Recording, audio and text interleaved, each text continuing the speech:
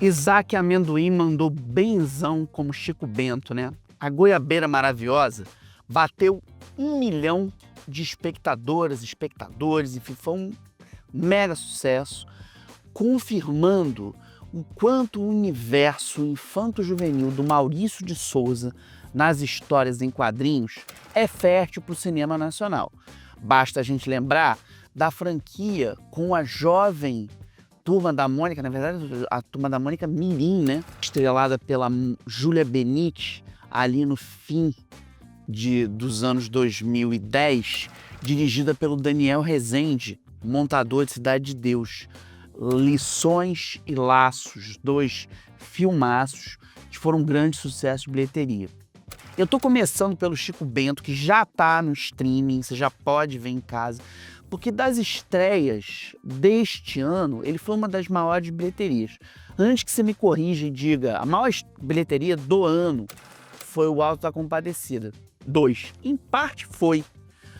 Por que em parte? Porque a primeira exibição comercial, já com ingressos à venda, foi no Natal de 2024. Ou seja, dia 25 de dezembro passado, o filme já estava em cartaz. Da mesma maneira como o Ainda Estou Aqui, que nos trouxe o Oscar, e que é um filme lançado no Festival de Veneza, lá no finalzinho de agosto, início de setembro, que fez uma carreira internacional, estreou no Brasil em novembro, depois de ter passado pela Mostra de São Paulo, onde ganhou um prêmio de júri popular, foi laureado em vários territórios, rendeu o Globo de Ouro para Fernanda Torres e nos trouxe o tão esperado Oscar. O Arena no Set está entrando na muda. A partir da próxima edição a gente vai ter uma nova temporada com muita novidade. E a gente resolveu encerrar essa primeira temporada, obviamente, celebrando as grandes vitórias do Brasil. Não se esqueçam de que há pouquinho, em maio, a gente brilhou no Festival de Cannes com O Agente Secreto, de Kleber Mendonça Filho. O Arena conferiu lá, em louco. A gente fez um programa especial aí que vale a pena vocês darem uma olhada, a cobertura da Croisette. Vamos dar uma revisadinha nesse programa aí. Eu tô gravando esse vídeo para vocês no último dia do Festival de Cannes de 2025. Eu tô falando aqui do dia 24 de maio, depois de uma maratona excruciante, mas muito prazerosa, que aqui a gente no Arena no Set, no canal 7x7, a gente começou no dia 13 de maio, foi quando o festival abriu suas portas, buscando uma espécie de geografia dos afetos a partir do audiovisual.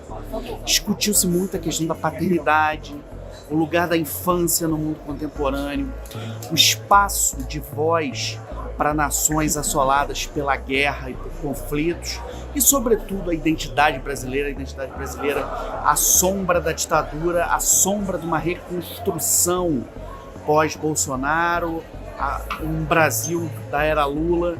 Isso tudo a gente viu aqui com um agente secreto, concorrente nacional, que ganhou os prêmios de melhor direção para Kleber Mendonça Filho e melhor ator para Wagner Moura. Bom, é uma viagem, galera. Adorei fazer essa imersão aí na Côte d'Azur, com vocês acompanhando a gente. Pois então, o Agente Secreto ganhou prêmios paralelos. O prêmio da crítica, dado pela Federação Internacional de Imprensa Cinematográfica, ganhou um prêmio da Federação dos Exibidores de Cinemas de Arte e Ensaio da Europa, e do júri oficial, presidido pela atriz Juliette Binoche. A gente ganhou melhor ator para o Wagner Moura e melhor diretor para o Kleber Mendonça Filho. A gente falou de muitos desses nomes aqui. Teve programa para o Wagner, teve programa para o Kleber e muita gente brasileira bacana. Depois da vinheta, a gente vai rever esses grandes momentos. Roda a vinheta!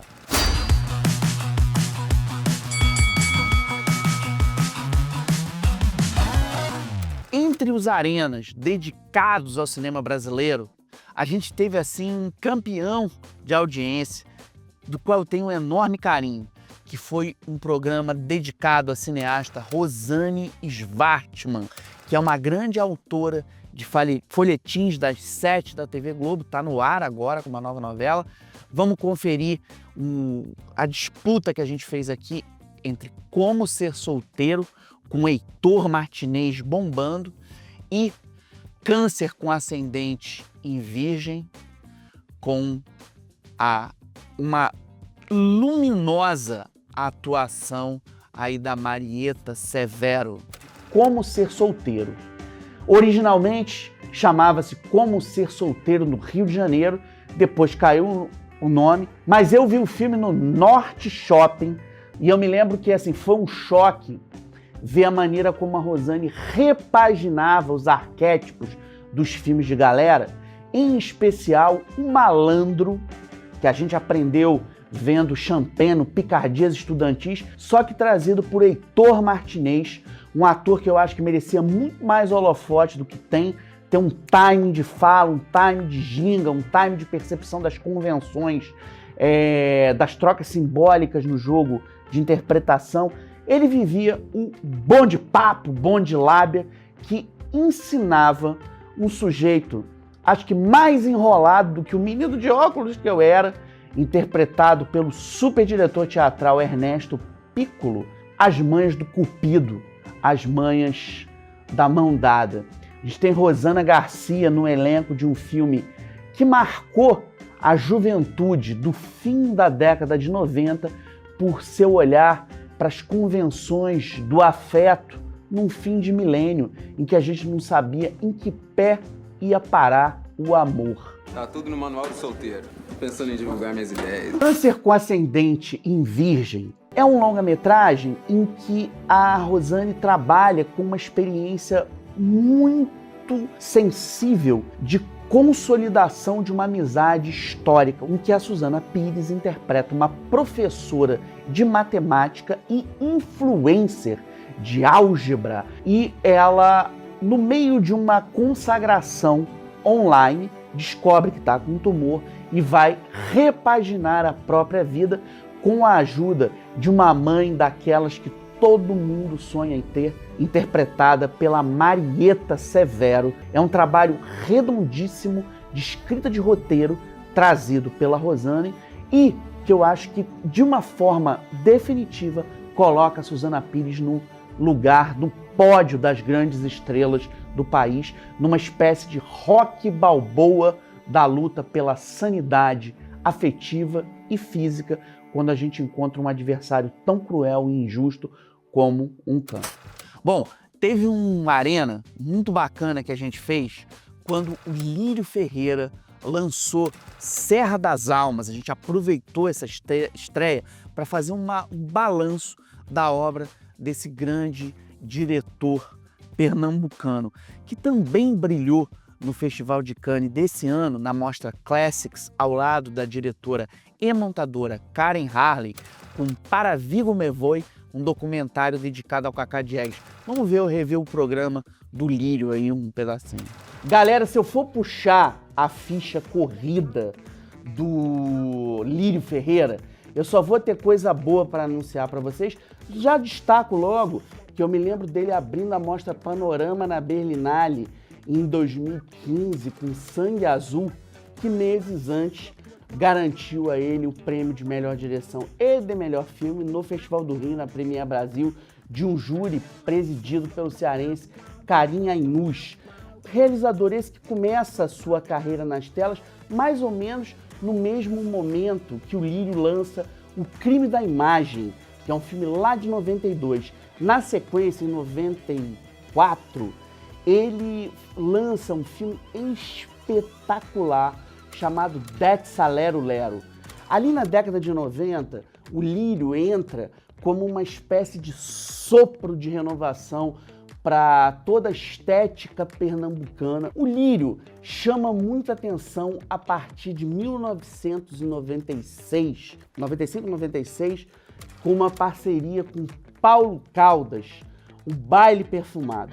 Esse longa-metragem trouxe de volta todo um espírito da produção do Recife de Pernambuco nas telas, que evoca o chamado ciclo regional, que ali nos anos 20 deu filmes como Aitaré da Praia, A Filho do Advogado, enfim.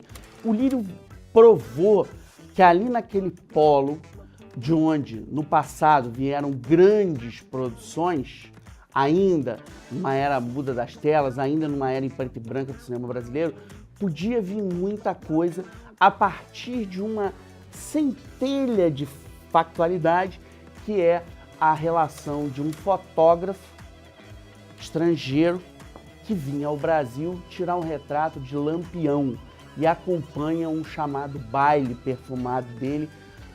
O Lírio e o Paulo Carlos fazem todo o histórico dessa fotografia e num longa-metragem bombado com uma trilha totalmente antenado com a contemporaneidade, então renovou o papel do cinema pernambucano. Não tem informação nenhuma do que está acontecendo. Você não tá entendendo, Luísa. Eu esperei muito por esse momento, a gente vai entrar. Serra das Almas foi um dos grandes destaques do Festival do Rio de 2024 e repetiu esse mesmo feito de chamar a atenção das plateias na Mostra de São Paulo daquele mesmo ano. Eu acho que coroa um momento muito inusitado e de maturidade da obra do Lírio. Acho que ele ficou um bom tempo longe da ficção na telona. Em 2023, ele arriscou um filme chamado On-Off, que hoje está meio sumido, mas é um filme potente. E aí ele entra numa história de crime que lembra completamente o cinema do Sam Peckinpah, numa mistura com os irmãos Coen de Onde os Fracos Não Têm Vez. Na verdade, o que ele está fazendo é cartografar evidências de honestidade e de lealdade num espaço territorial onde farinha pouca, meu pirão primeiro, principalmente envolvendo uma elite política nesse jogo aí de contravenções e a imprensa. Desses nossos momentos de brasilidade, eu vou destacar com Coração em Frangalhos, o especial que a gente fez como um hacking para Carlos Diegues, o Kaká. O realizador e escritor e imortal da Academia Brasileira de Letras, que nos presenteou com joias como Chuvas de Verão, Maior Amor do Mundo. Serenou, melhor dizendo, em fevereiro, quando a Arena estava lá no Festival de Berlim. A gente estava no coração, no frio da Berlinale, do lado do nosso companheiro do programa Momento Crítico, Gustavo Valente, quando veio a notícia da morte do Kaká.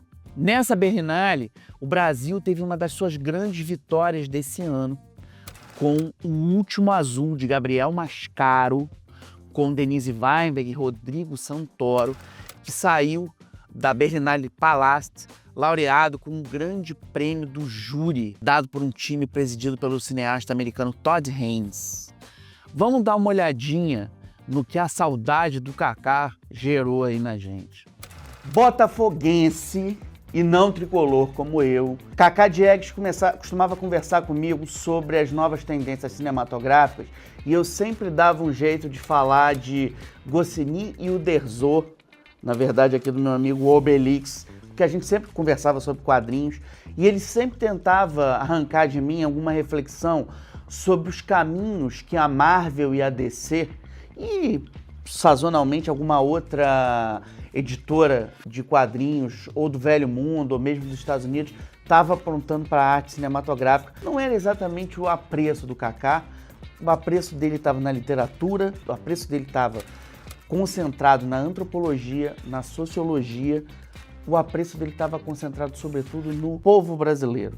Se houve um grande cronista do nosso povo, das nossas gentes, no audiovisual, é Carlos Diegues, cineasta alagoano, nascido em 1940, precisamente 19 de maio de 40, uma data que foi comemorada em Cannes em 2010, quando ele exibiu lá 5 vezes Favela, agora por nós mesmos, em que ele produziu um coletivo de artistas de periferia e depois essa data voltou a ser consagrada agora em 2025, no ano que ele morreu. Ele nos deixou em fevereiro, eu estava na Berlinale e Cannes fez uma homenagem para ele esse ano com a projeção de Para Vigo Me Voe, que passa em revista muitas das suas criações, das suas ideias. Kaká teve em Cannes pela primeira vez em 1964 com o longa Gangazumba, na Semana da Crítica. Ele voltou outras vezes na Quinzena de Cineastas, exibiu lá, entre outras pérolas, Chuvas de Verão, que para muita gente é a sua obra-prima, concorreu à Palma de Ouro 3 vezes e foi jurado também 3 vezes desse festival. A última vez que ele passou por lá com um longa foi em 2018, com o Grande Circo Místico, e ele tem um longa inédito, em finalização, que é Deus Ainda é Brasileiro, rodado lá em Maceió. Dessa nossa leva nacional, tem um programa assim que cala fundo ao meu coração, que é o programa que a gente fez dedicado ao Hugo Carvana. Eu aprendi muito com o Hugo, não só porque eu considerava um grande ator, mas porque ele foi um diretor que soube captar um espírito popular, sem necessariamente ser populista ou popularesco, representando estratégias de sobrevivência, principalmente daqueles que estão abaixo da linha da fortuna, que suam a camisa para fechar o mês. Vamos revisitar esse momento aí de carinho que a gente fez no realizador de Bar Esperança, o último que fecha, e Vai Trabalhar Vagabundo. O Carvana investia mais pesadamente no riso. E ele tinha uma frase muito bacana: nos meus filmes ninguém dorme. Meus filmes são para dar muito prazer e muita alegria. A gente faz hora, faz fila na fila do meio-dia. Vai Trabalhar Vagabundo assume como protagonista Secundino, que é um malandro sinuqueiro, daqueles dos mais salafrários, que deixa a conta no bar, que se aproxima dos outros para tentar ganhar uma vantagem e beber. E comer feijão às custas alheias. E, em meio a um grande torneio de sinuca, ele vai se firmar como uma espécie de herói do lumpesinato carioca. A gente está falando de um longa-metragem que fez sucesso e bilheteria, ganhou o Festival de Gramado e brilhou em festivais italianos, inclusive sendo premiado na terra de Fellini. Ei, malandro, vai trabalhar! Vagabundo. Vai trabalhar! Vagabundo. Bar Esperança, o último que fecha, é ali uma joia da década de 80, da primeira metade da década de 80, a falar sobre a boemia do Rio de Janeiro, num recorte ali de Ipanema, de uma confraria de bebuns, de uma confraria de amigos, de uma confraria de artistas, que tá, assim, na beira de ver o seu lar etílico tão querido ter as portas fechadas. Só sabe da última? Dona Esperança vendeu o bar. Não é possível, mas logo agora? O encerramento desse bar, que reúne todo mundo, coincide com o desfecho da realização do casal principal. Esse casal é interpretado pela Marília Pêra e pelo próprio Carvana, que tem uma interpretação assim magistral. Assinalo ainda o grande trabalho da atriz Silvia Bandeira num elenco estelar, que ainda tem o grande Anselmo Vasconcelos. Galera, foram muitos arenas nessa primeira temporada, foi muito Brasil. É difícil a gente apontar um vencedor. Eu acho que de toda essa seleção, eu queria destacar um programa para ser o vencedor de hoje. Qual será? Qual será? Qual será? Por muitas razões. Nesse momento em que o Brasil está fazendo um grande combate, o Brasil e o mundo, ao sexismo, às inequidades salariais ainda atribuídas a conflitos de gênero, tentando debelar aí fantasmas da repressão, fantasmas da intolerância, fantasmas dos desrespeitos. é muito importante a gente festejar uma diretora que fez a sua obra consagrando a luta das mulheres, a força do feminino. O vencedor desse Arena é o programa dedicado a Rosane Schwartzman. Câncer com ascendente em virgem.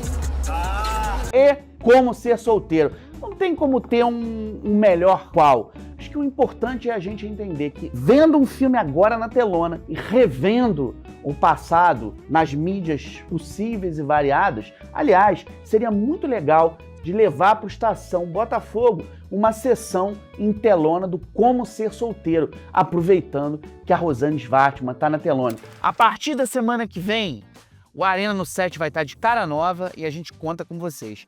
Vou deixar 2 dicas para fechar essa nossa primeira temporada. Obviamente, um filme brasileiro, a estreia de Enforcados, de Fernando Coimbra, com uma interpretação coruscante da Leandra Leal e do Urandir Santos. Filme que está chegando às telas depois de ter sido exibido no Festival de Toronto, na Premiere Brasil aqui no Rio e na Mostra de São Paulo, com interpretações assim irretocáveis.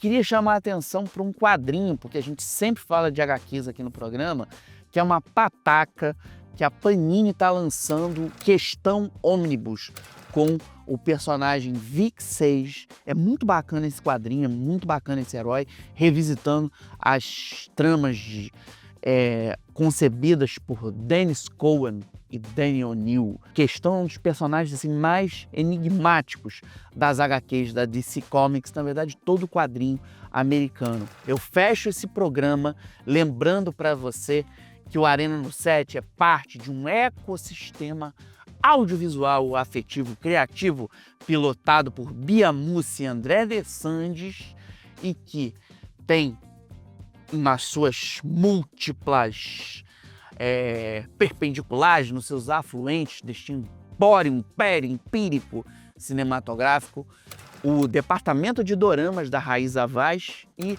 o Momento Crítico do Gustavo Valente, que virou livro, e é um livro que eu acho que coroa a literatura cinematográfica das boas do primeiro semestre de 2025. Galera, aguardo as dicas de vocês, os pedidos de vocês, as sugestões, reclamações, afetos, tudo. Pode ser até Pix. A gente aceita. Aqui nas nossas redes sociais, nos links, tudo dá para vocês me acharem, mas é muito importante contar com vocês para que a gente construa a segunda temporada do Arena no 7 com sugestões, com as dicas de vocês para vocês. Salve o cinema!